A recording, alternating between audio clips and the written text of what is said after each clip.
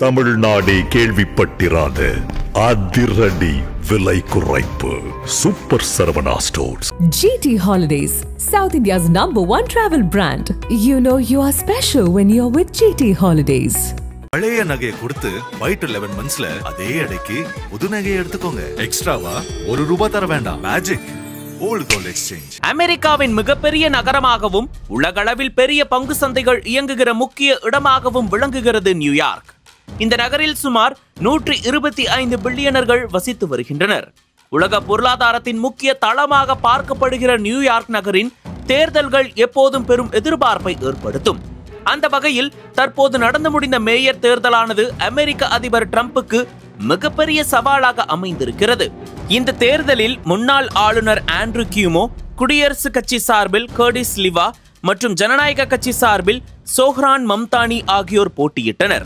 இந்த தேர்தலில் 34 வயதான மம்தானி மற்ற இருவரையும் தோற்கடித்து நியூயார்க் நகரத்தின் மேயராக தேர்ந்தெடுக்கப்பட்டுள்ளார். இந்த வெற்றியின் மூலம் அமெரிக்காவின் முதல் முஸ்லிம் மேயர், தெற்காசியாவிலிருந்து தேர்ந்தெடுக்கப்பட்ட முதல் மேயர் போன்ற சிறப்புகளை பெற்றுள்ளார். மேலும் 1892ஆம் ஆண்டுக்கு பிறகு நியூயார்க் நகரின் மிக இளம் வயது மேயரும் இவரே. வருகிற 2026ஆம் ஆண்டு ஜனவரி 1ஆம் தேதி மேயர் பதவியை ஏற்கிறார் மம்தானி. அதே நேரம் தேர்தலில் வெற்றி பெறுவதற்கு முன்பே அமெரிக்க அதிபர் டொனால்ட் ட்ரம்ப் உட்பட தேசிய குடியரசுக் கட்சியினர்கள் பலரின் எதிர்ப்புகள் மற்றும் விமர்சனங்களுக்கு உள்ளானார் மம்தானி. மேலும் இவர் வெற்றி பெற்றால் நியூயார்க் நகருக்கான அரசாங்க நிதி நிறுத்தப்படும் என்று ட்ரம்ப் கூறியிருந்தார். இந்நிலையில் மம்தானியின் மகத்தான வெற்றியை பல்வேறு தரப்பினரும் பாராட்டி வருகின்றனர். இதனிடையே முதல் முறையாக முஸ்லிம் மதத்தை சேர்ந்த நபர் இப்பதவிக்கு தேர்வு செய்யப்பட்டுள்ளது இந்தியாவிலும் எதிரொலிக்க தொடங்கியுள்ளது. மும்பை மாநகராட்சிக்கும் வரும் ஜனவரி மாதம் மேயர் தேர்தல் நடக்கிறது. இத்தேர்தலில் முஸ்லிம் மதத்தை சேர்ந்த ஒருவர் மேயர் ஆவாரா என்ற கேள்வி எழுந்துள்ளது.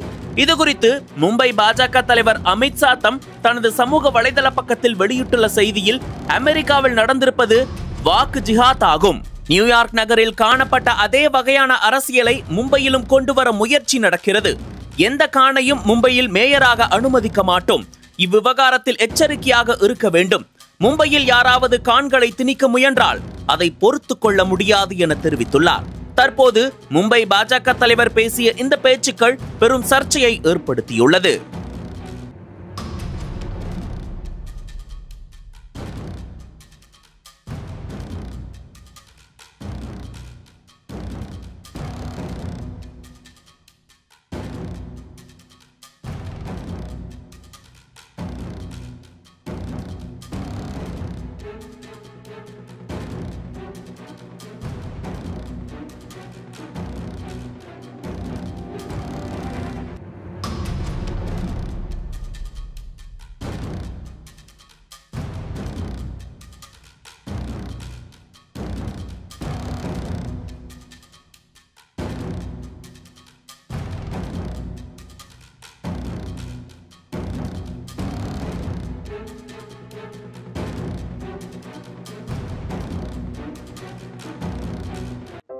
நக்கீரன் டிவிக்கு சப்ஸ்கிரைப் செய்யுங்கள்.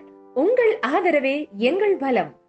ஆசிரியர்களுக்கு நண்பனாகவும் மாணவர்களுக்கு ஆசானாகவும் திகழும் தேர்வு வழிகாட்டி. ஒவ்வொரு பாடத்திற்கும் அனுபவமிக்க ஆசிரியர்களின் துல்லியமான தெளிவான விடைகள்.